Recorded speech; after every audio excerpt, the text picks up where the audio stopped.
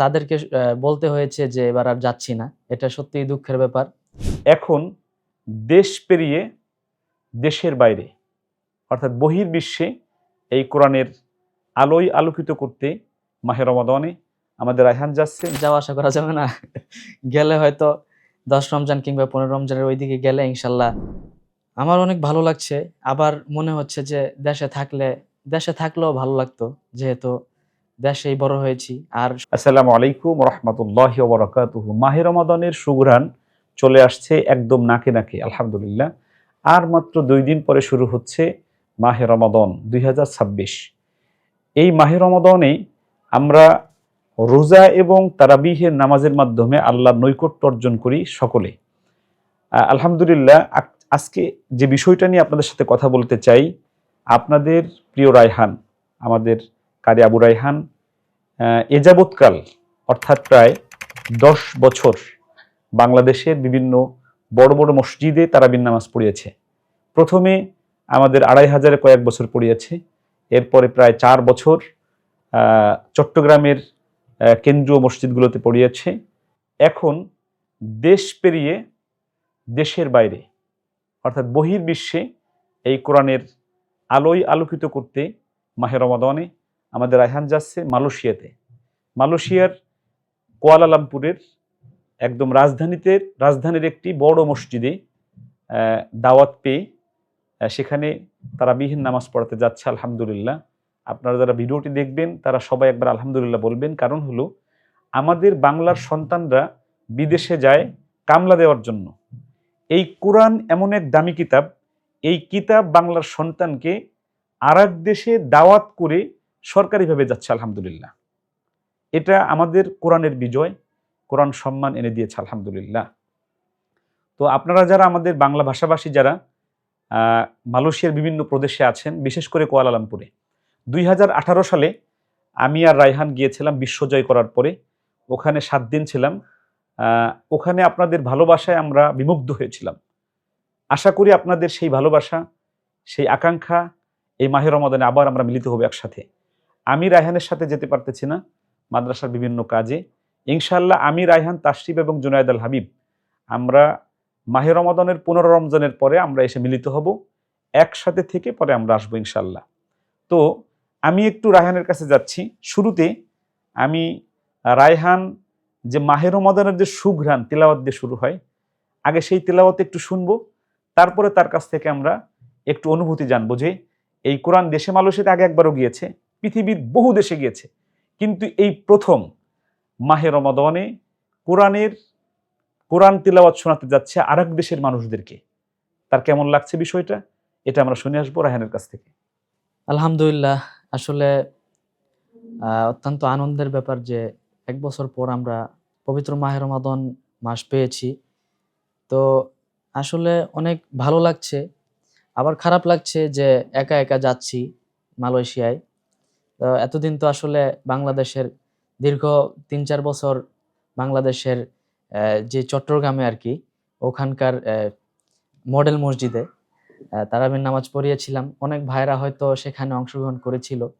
তো সে ভাইরা অনেকেই জিজ্ঞেস করেছিল যে এবারও চট্টগ্রাম যাবো কিনা? তো তাদেরকে বলতে হয়েছে যে এবার আর যাচ্ছি না। এটা সত্যিই দুঃখের ব্যাপার। আর আরেকটু আনন্দ হচ্ছে যে যেহেতু এতদিন বাংলাদেশে ছিলাম, এবার যেহেতু মালয়েশিয়া যাচ্ছি, মালয়েশিয়ার অনেক ভাইয়েরা আছেন বাংলাদেশের। তো তাদের সাথে হয়তো সাক্ষাৎ হবে। আমার সাথে বাজান যাচ্ছে না বিভিন্ন মাদ্রাসার বিভিন্ন কাজের কারণে। তবে এটা ভেবেও আসলে একদিক দিয়ে কষ্ট লাগছে। যদিও এরপরে ইনশাআল্লাহ বাজান, তারপরে জুবায়ের আহমদ তাশরিফ সাহেব, তারপরে জুনায়েদ ভাই, তো ওনারা একসাথে যখন যাবেন আবার সেই আনন্দটা ফিরে পাবো। আর পবিত্র মাহে রমাদান যেহেতু চলে এসেছে, সেক্ষেত্রে আমরা চেষ্টা করব যেন আরেকটু আমল বাড়িয়ে দিতে পারি।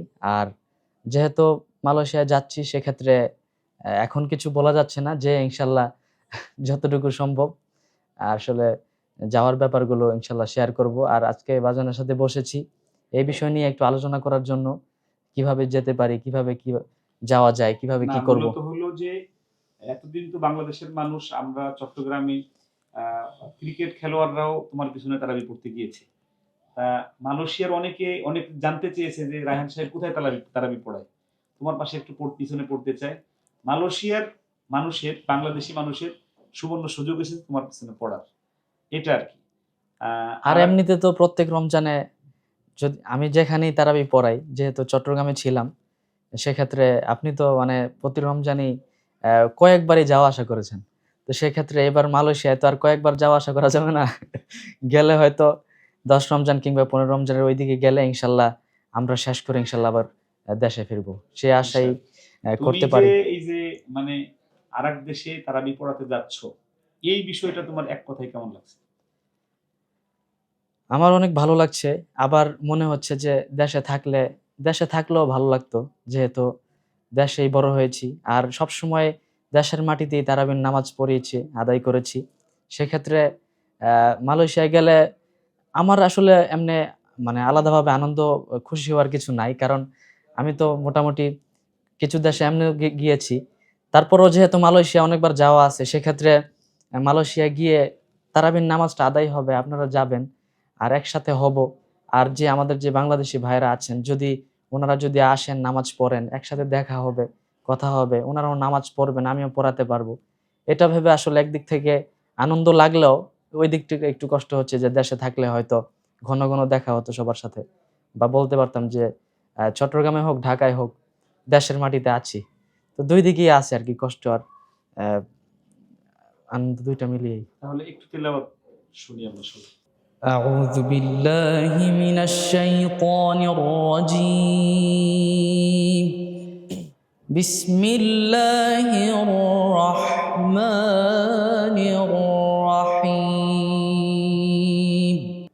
يا أيها الذين آمنوا كتب عليكم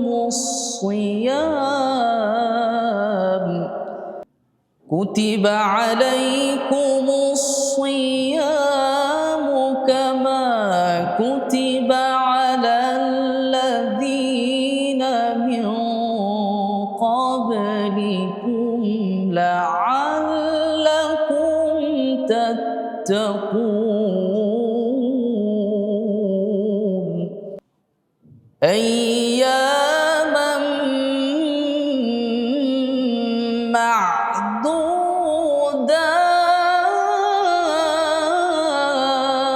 معدودات ইনশাআল্লাহ। فمن كان منكم مريضا أو على سفر فعدة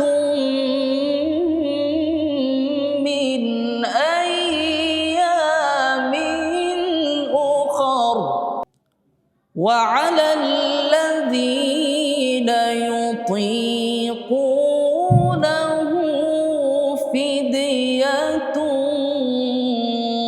طعام مسكين فمن تطوع خيرا فهو خير له وأن تصوموا خير لكم إن كنتم تعلمون صدق الله العظيم. মাশাআল্লাহ। বহুদিন পরে রায়হানের খালি কণ্ঠে কিরাত শুনলাম, আলহামদুলিল্লাহ। আল্লাহ রাব্বুল আলামিন এই কোরআন নাজিল করেছেন বান্দার ঈমানকে বাড়ানোর জন্য। তো মাহে রমাদান সামনে বেশি বেশি কোরআন শুনি আমরা, বেশি বেশি কোরআন পড়ি, বেশি বেশি কোরআনের উপর আমল করি আমরা। আমি রায়হানের কাছে মূলত শুনতে চেয়েছিলাম হলো রমজান মাসে বাংলাদেশের প্রত্যেকটা ঘরে ঘরে যেই তিলাওয়াতটা বাজে, এই তিলাওয়াতের একটা অংশ মূলত আজকে যেহেতু তারাবির জন্যই যাচ্ছে, একটু শুনতে চেয়েছি। এই তেলাওয়াতটা তো আসলে রেডিওর সুরে আমাদের সকলের প্রিয় শ্রদ্ধাভাজন ব্যক্তিত্ব আল্লামা কারি ওবায়দুল্লাহ সাহেব, আবুল হোসেন সাহেব। কারি আবুল হোসেন সাহেব আছেন আমাদের এলাকার। তো ওনারা তিলাওয়াত করেছেন রেডিওর সুরে। যদিও এই তেলাওয়াতটা আসলে তারাবিতে এখন বর্তমানে চলে না, এটা তেমন গ্রামে আসলে চলে। করে না, গ্রামের যে মসজিদগুলো ওনারা তিলাওয়াত করেন। তবে আমি বলতে চাই যে তাজবিদ সহ আর টান মদ গুলো যদি আমরা এভাবে তেলাওয়াত করা যায়, যদি আমরা সেগুলো ঠিক রেখে তেলাওয়াত করি, আশা করি ইনশাল্লাহ এই তেলাওয়াত তারাবিতে গ্রহণযোগ্যতা পাবে ইনশাল্লাহ। তো আমি এরপর থেকেই পড়ছি ইনশাল্লাহ, যেহেতু মাহে রমাদানের شهر رمضان الذي أنزل فيه القرآن هدى للناس وبينات من الهدى والفرقان فمن شهد منكم الشهر فليصم ومن كان مريضا أو على سفر فعدة من أيام أخر يريد الله بكم اليسر ولا يريد بكم العسر ولتكملوا العدة ولتكبروا الله على ما هداكم ولعلكم تشكرون صدق الله العظيم এই মাহে রমাদান ডাকছে আমাদেরকে আগামীকাল 17 তারিখ অর্থাৎ 16 তারিখ দিবাগত রাতে 12:30টার ফ্লাইট ইনশাআল্লাহ মালয়েশিয়ার উদ্দেশ্যে যাচ্ছে আমাদের রায়হান তারাবি পড়ানোর জন্য। সবাই দোয়া করবেন আল্লাহ যেন সহি সালামতে আমাদের এই বাংলাদেশ থেকে মালয়েশিয়াতে যে এই কোরআনের সুমধুর আওয়াজ মানুষদেরকে শুনিয়ে মাহে রমাদানে সবাইকে কোরআনমুখী করার তৌফিক দিক, আল্লাহুম্মা আমিন। আল্লাহ রাব্বুল আলামিন আমাদের সবাইকে ভালো রাখুক। তবে বলে রাখি, আমাদের আর রায়হান পরিবারের প্রায় 400 হাফিজে কোরআন এবছর বাংলাদেশের বিভিন্ন মসজিদে তারাবি পড়াবে। আলহামদুলিল্লাহ। জাপানেও আমাদের একজন ছাত্র এবছর একটা বড় মসজিদে তারাবি পড়াবে। এটা অনেক বড় একটা বিজয় আমাদের, যে আমাদের 400-র উপরে আমাদের আমাদের ছাত্ররা আর রায়হান পরিবারের ছাত্ররা বাংলাদেশের বিভিন্ন মসজিদে সহ বহির্বিশ্বের বিভিন্ন জায়গায়, ভারতেও আমাদের ছাত্ররা তারাবি পড়াবে এবার ইনশাআল্লাহ। সবাই ভালো থাকবেন, সুস্থ থাকবেন, নিরাপদে থাকবেন। আসসালামু আলাইকুম ওয়া রাহমাতুল্লাহি ওয়া বারাকাতুহু।